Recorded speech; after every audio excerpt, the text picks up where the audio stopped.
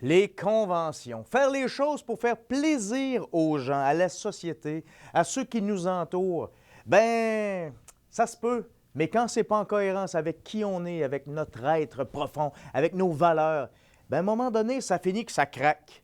Puis c'est ce qui est arrivé avec notre invité. Celui que je vous présente est venu au monde dans un milieu qui était très manuel, dans le tangible, dans l'entrepreneuriat, alors que lui est un artiste dans l'âme, un artiste qui est plein de créativité, qui aujourd'hui est établi, nous a fait plein de réalisations de pièces de théâtre.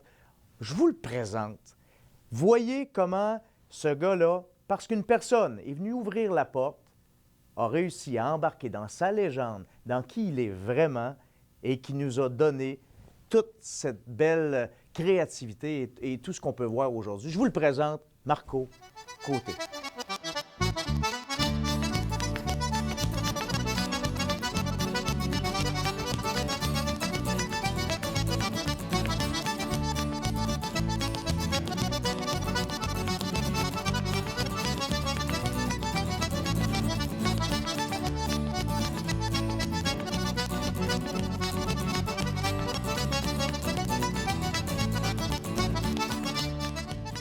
Aujourd'hui, ma légende, celui que je trouve inspirant, parce que je le connais, pas tant que ça, mais assez pour savoir que cet homme-là a pris des décisions dans sa vie, puis ce qu'il a fait aujourd'hui, qui est là, qui est présent, qu'on le voit, qui est un homme de théâtre, un homme qui rayonne, ben on va en parler, puis c'est là qu'on va essayer de voir comment ce gars-là, Marco Côté, vit sa légende, puis comment vous autres, ça pourrait vous inspirer. Salut Marco! Salut! Merci infiniment de te prêter à cette entrevue-là, pour qu'on apprenne à te connaître aussi, puis peut-être sur un angle inconnu jusqu'à maintenant. Bien, merci beaucoup à toi. Moi, ça me touche beaucoup. Ça me touche beaucoup que tu m'aies contacté pour ça, puis je te remercie. Parfait. Des gens te connaissent, d'autres pas, parce que... Puis j'aimerais déjà commencer en te posant cette question-là. Marco Côté, c'est qui? Qu'est-ce que tu fais? Qui es-tu? C'est qui Marco Côté, professionnellement ou humainement? Un peu les deux. Un peu les deux d'écrire. Là. C'est quoi ta journée aujourd'hui? C'est qu'est-ce que tu fais dans ton... oui, ton métier, mais qui es-tu? Je la laisse Marco Côté, en 2016, c'est probablement un gars qui se questionne, mais autrement que plus jeune, qui est devenu pas plus sage, qui essaye, qui travaille plus fort qu'avant à être sage, plus posé, aussi moins fou, moins explosif. J'étais d'une nature artistique très explosive. Et puis, je tends on dirait qu'à l'âge que j'ai maintenant, 44 ans, j'ai comme réalisé cette année, c'est étrange, c'est vraiment cette année que j'ai réalisé que, c'est pas dramatique ce que je dis là, mais moi je vois la vie comme une montagne et que là je commence à redescendre la montagne. Là. OK. Je suis rendu là. Je me dis 44 ans, on est pas mal rendu au milieu de la vie, donc c'est le temps de faire des bilans, c'est le temps de savoir qu'est-ce qui était correct puis qu'est-ce qui ne l'a pas été, puis c'est quoi que je veux pour la suite. Pour la suite, là, pour la descente de la montagne. OK. Marco, tu es un gars qui écrit des pièces de théâtre. Oui. Tu en as combien à ton actif d'écrites là, qui ont... à 10, une dizaine, oui. À 10. Oui. Dans ces 10-là, il y en a qui ont vécu beaucoup. Oui. Hein? Oui. Les Vrais Mâles, entre autres. Les Vrais Mâles, 15 ans. 15 ans, qui ont traversé l'Atlantique. Oui, qui est allé en France. Il y a un projet, je sais qu'ils sont en train de retravailler le show. Ils regardent vraiment pour pousser le spectacle. Ça, c'est quelque chose de fabuleux qui est arrivé, encore une fois, que j'ai... C'est pas moi qui ai poussé ça, c'est arrivé par hasard. C'est des gens qui cherchaient une production, ils sont venus lire des trucs chez nous. Ils cherchaient vraiment 3 gars, une fille. Ils sont tombés sur le texte des Vrais Mâles par hasard. Et là, ils ont fait une recherche sur les articles de journaux, tout ça. Puis ils ont dit, ah, mon Dieu, ça a l'air d'avoir bien fonctionné. Et moi, je revenais de voyage de noces. J'étais en Italie. Quand je suis revenu, j'avais un courriel de la France, de quelqu'un qui voulait monter le spectacle. Au début, je croyais que c'était un canular. Je dis, bon, il y a quelqu'un qui me joue un tour, c'est sûr. Okay. Mais à force de discussion, on se rend compte que c'est vrai, oui, il y a vraiment des gens qui ont le goût de monter ça, surtout qu'elle disait, D'habitude, on montait du Tremblay, on a le goût de changer. Je suis c'est vraiment n'importe quoi. Wow, là. on croyais te compare pas. à Tremblay, là. Non, mais non. Hein, mais- quand même, c'est Non, non, je c'est vrai. pense pas. Je pense qu'ils ont juste voulu peut-être essayer autre chose, mais OK. je le prends plus comme ça. Tu sais, ils ont voulu. Tremblay, c'est un monstre. C'est vraiment un style aussi très différent. Moi, je donne dans de la comédie, surtout les vrais mâles. C'était fait sans prétention. C'était dans le seul but de divertir et d'amuser les gens. Donc, et je suis content de voir, j'ai assisté à ça en Europe, il y a 2 ans, à Paris. T'as vu ta pièce Oui, jouée par des jouée Français. par des Français.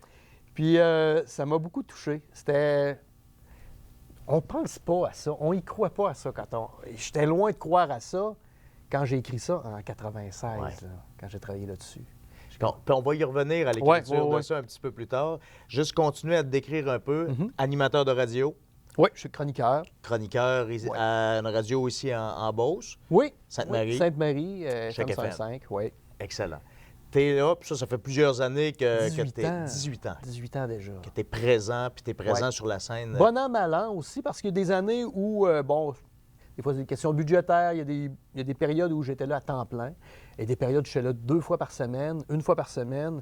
Des fois, souvent bénévole, mais je continuais d'être là. Après ça, salarié. Mais OK. la radio de Sainte-Marie, personnellement, ça m'est à cœur. J'aime OK. beaucoup la radio de Sainte-Marie aussi. Je trouve que c'est bien d'avoir. C'est du culturel. Moi, je trouve que le culturel, une ville, un endroit sans culture, c'est une place qui est morte. OK. Toi, ça, c'est important pour toi. Ah oui, oui, Hein, tu le énormément. portes. Tellement, puis tu parles de la radio que tu portes au cœur. Je sais que tu es un gars qui est très bien implanté ici en Beauce. C'est un choix aussi que tu as fait parce que Oui. dans le métier que tu fais, écrire des pièces de théâtre, tu es acteur toi-même. Mm-hmm. Je te connais comme étant quelqu'un qui fait partie de ces pièces, mais aussi qui... J'aime beaucoup l'arrière-scène, par contre. J'aime beaucoup travailler dans les Ouais. coulisses, dans l'ombre, mais ça m'arrive d'être. T'as les deux, tu fais les deux, hein? Puis, Ouais. mais tout ça, puis je t'ai même vu faire de la figuration à la télévision, à faire des... C'est quelque chose qui t'anime. Bien, on comprend que tout ce domaine-là, l'effervescence, le développement, c'est plus à Montréal que ça se passe. C'est à Montréal que ça se passe, Hein? c'est sûr. On le sait. On le sait, puis je gagnerais 5 fois mieux ma vie. C'est la réalité. Mais derrière ça, je gagnerais 5 fois mieux ma vie, mais qu'est-ce qui est important? C'est de trouver qu'est-ce qui est important pour moi. Est-ce que c'est l'argent? Est-ce que c'est ce bien-là de pouvoir te procurer peut-être plein de choses? Ou c'est ton entourage, ta vie, tes amis, ou ta quête? C'est quoi ta quête personnelle par rapport à ça? Moi, je me disais tout le temps, si je suis capable de vivre ici, payer mes factures, réussir à vivre, avoir une belle vie, je vais être heureux, je l'ai essayé à un moment donné. Jusqu'en 2010, on a poussé des projets à Montréal, à Québec.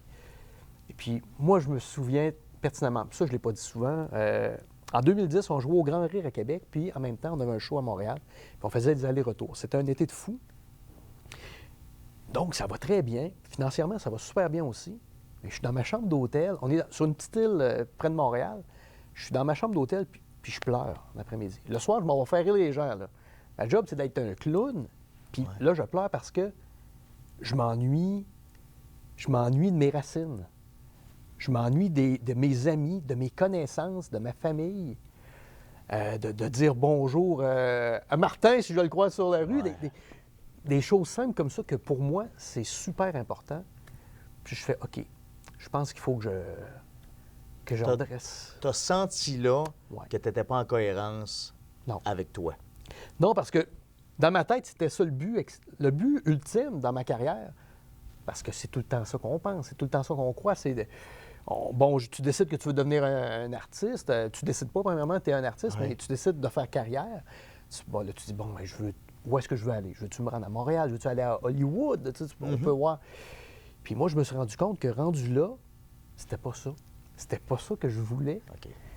Et puis, Ta définition du succès, ouais. qui aurait pu être la définition de bien des artistes, c'est-à-dire de diffuser devant le plus grand nombre de personnes possible et de gagner le plus d'argent possible. Ça pourrait être une définition que plusieurs artistes se donnent du succès. Et face au monde, hein, je te dirais, moi, même encore aujourd'hui, souvent, quand je discute de ça avec des gens, ils font « T'avais-tu le talent? T'avais-tu? Et ça, Le jugement. le jugement, et que ça vient me chicoter. OK. Puis, parce que on dirait qu'on n'a pas le droit de choisir les choses simplement. On dirait toujours qu'il faut performer au-delà, puis on a le droit de... Mhm. Moi, je veux que mon produit se promène. D'ailleurs, on travaille très fort en ce moment. On est en train de repousser des produits à Montréal, tout ça, puis on m'a demandé encore une fois, est-ce que tu veux faire partie du produit? J'ai dit non. OK. Que le produit devienne une vedette, bien correct. Moi, je veux rester ici. OK. C'est comme ça. Mais c'est très, très intéressant ce que tu es en train de dire là. Parce que les gens qui t'entendent sont en train probablement aussi de prendre conscience qu'il y a deux choses. C'est le jugement des autres est important dans la vie. Oui. Il est important, pas tant que ça, mais en quelque part, il l'est parce que le jugement, parce que de se reconnaître par la notoriété que ça peut amener, c'est quelque chose qu'on peut trouver important jusqu'à ce qu'on se questionne vraiment. Oui, mais puis le jugement, je pense que ça dérange tout le monde. Et encore plus un artiste, parce que le but d'être un artiste, c'est qu'on veut être aimé en quelque Tu veux part. faire plaisir, C'est bien oui. certain, on veut faire plaisir, on veut... Il y a ce côté-là. Donc, dès qu'on a un jugement, c'est blessant, ça nous questionne. Puis c'est dommage d'être obligé d'être sur la défensive pour quelque chose, pour des convictions. Moi, je pense pas que j'ai moins de talent à rester dans la bosse, là. Non. Aucunement, là. Je veux dire, C'est ça. comme j'ai pas plus de talent parce que je suis en ville, j'ai le même talent. Ouais. J'ai des amis qui sont dans le métier, qu'on voit à la télévision, qu'on se parle fréquemment, puis c'est drôle, eux n'ont pas ce jugement-là, par exemple. C'est souvent parce qu'ils connaissent la game, Ouais, ils ouais, savent ouais. que c'est une game, ils savent que c'est sûr que si tu vas à Montréal, tu travailles fort, puis tu vas développer ton affaire, mais ça reste la même personne que quand elle vivait dans son coin de région. Moi, c'est juste que ça me plaît moins, puis c'est comme ça. Donc, tu l'as réalisé, Ouais. puis tu poses des actions en cohérence, puis tu dis, moi, ça, c'est correct. Je l'ai essayé même. Ouais. Je suis allé, je filais vraiment pas bien, aller jusqu'au fait même, tu dis, moi, ça m'a rendu triste en Ouais. après-midi. Je suis tout seul dans ma chambre d'hôtel, puis c'est pas ça la vie, là. C'est pas C'est ça que ça. je recherche. Ma vie à moi, c'est pas ça. Il faut que je me parle encore souvent parce que je développe des projets, j'ai des choses, ça reste toujours, en quelque part, tu te dis, OK, j'y vais-tu? Tu as tout le temps le goût de repousser ça, puis tu dis non, vas-y pas, tu sais que ça ne te plaît pas. C'est ça. Tu vas le faire pour les autres. Tu vas le faire juste pour faire paraître, Yes. faire miroiter ton talent, puis c'est pas une bonne raison. Non. C'est que ça, c'est super bon pour l'ego, par exemple. Oui. Hein, pour notre ego, là, mais dans le paraître, puis l'ego, Ouais. puis ça, t'es en plein, tu touches quelque chose de très, très Ouais. important. Prendre des décisions pour nous, c'est pas nécessairement prendre des décisions pour notre ego, puis pour se faire valoir. C'est ça. Le sparkling, j'appelle, le petit brillant autour. Ouais, pour ouais, faire, ouais. Marco, écoute, tu me dis ça, t'es bien établi, t'es un gars de la place, t'es reconnu ici, puis tu l'as dit parce que t'as fait le choix de rester avec les gens, puis le petit salut, puis la reconnaissance, tout ça, puis la petite tape dans le dos, puis c'est quelque chose qui t'anime, qui te Ouais. motive. Est-ce que t'as toujours su que c'est ce que tu voulais faire dans la vie? Ça, c'est quelque chose que je me suis demandé plus tard, plus vieux. Est-ce que j'ai tout le temps voulu faire ça? Et quand je revois le petit gars, le petit Marco à la maison qui se déguise, qui crée des univers tout le temps, je pense que ça a tout le temps été là. Sauf que moi, je viens d'un milieu qui a zéro artiste.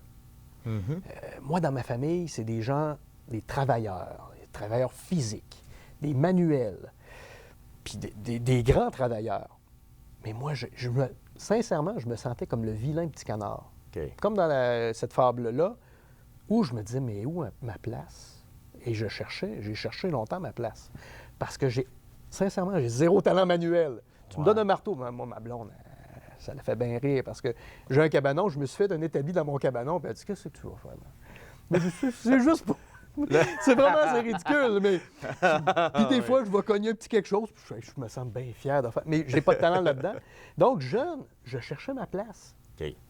Et j'avais pas d'outillage autour de moi pour m'aider non plus à me développer là-dedans. Donc, on dirait que ça s'est estompé, puis ça s'est mis dans une petite boule, dans un petit coin de moi-même pendant quelques années, pendant longtemps. OK. Pendant assez longtemps. T'as pris cette essence-là que tu avais, Oui. encore là, par les conventions. Ici, on est en Beauce, puis on sait que c'est entrepreneurial, que c'est... En Beauce, généralement aussi, là. C'est les affaires, c'est les usines, c'est bon. Oui. Et la culture et l'artistique n'ont pas nécessairement été très prônés dans les dernières années. En tout cas, si on recule de là, peut-être 25-30 Ben, nous, ans. on est des années 70. C'est ça. Donc, c'était beaucoup moins. Maintenant, je trouve qu'il y a beaucoup d'opportunités. Oui. Dans les polyvalentes, ils font beaucoup. On n'avait pas ça, nous. Non. C'était moins. Un Beauceron, là, ça travaille fort. C'est ça. Puis tu feras du théâtre le soir puis la fin de semaine pour t'amuser, Ouais, là. c'est ça. Mais c'est pas... C'était ça. C'était ça. Un plaisir pour se divertir à côté, mais va travailler. Va faire ton chiffre. Mais va travailler. Hey, Ouais. c'est ça. Ouais. Hein, parce que c'est pas de l'ouvrage. Non, c'est ça. C'était pas reconnu comme ça.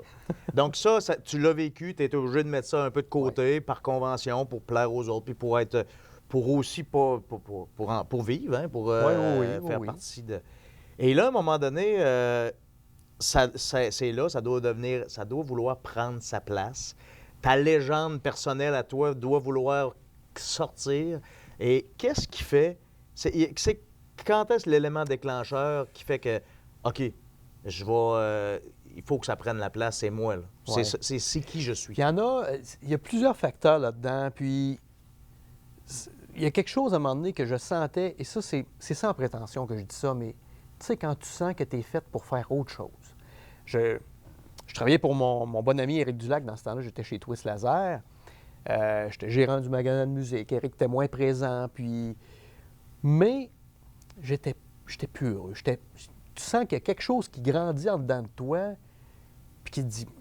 Puis tu viens comme... Tu es en colère, là. Tu viens avec une frustration, tu te dis... Puis c'est pas de la faute à la job, c'est pas de la faute à... Je serais ailleurs, je serais pas plus heureux, j'irais travailler pour quelqu'un d'autre, ça serait pas mieux. Fallait que je fasse quelque chose par moi-même. Et j'endurais, je faisais... Bon, j'allais le matin, faut que tu payes tes factures, faut que tu payes... Je vais aller travailler. Et puis, je suis rendu... J'ai autour de 24-25 ans, puis arrive M. Simoneau au centre d'achat, aux Galeries de la Chaudière, qui était le concierge à l'époque. Et M. Simoneau m'arrive un bon matin. On avait des conversations souvent, lui et moi, puis il me dit, bon, je suis allé acheter mon trou. Il me dit ça un matin comme ça. Puis là, je dis, ben là, M. Simoneau, vous parlez de votre tombe, tout ça? Oh, je suis allé faire ça. Mais il comptait ça comme, je suis allé m'acheter un café. Là, je dis, ben, c'est un peu drôle. Moi, mais je vais mourir, là. Il fallait que je le fasse, puis j'aime mieux le faire. Là, je suis en santé, ça va bien, j'ai un cancer, puis je vais mourir. Mais tu sais, il déballe ça d'une façon banale et... mais moi, ça m'ébranle un peu. Moi, j'ai de la peine pour le monsieur, mais lui, il dit, non. Il dit, moi, j'ai fait tout ce que je voulais faire dans ma vie. Il dit, à l'âge que je suis rendu, c'est un monsieur qui était dans la mi-soixantaine, puis qui était quand même pourtant pas si vieux que ça, mais lui, il dit, moi, j'ai fait tout ce que je voulais dans ma vie. Il dit,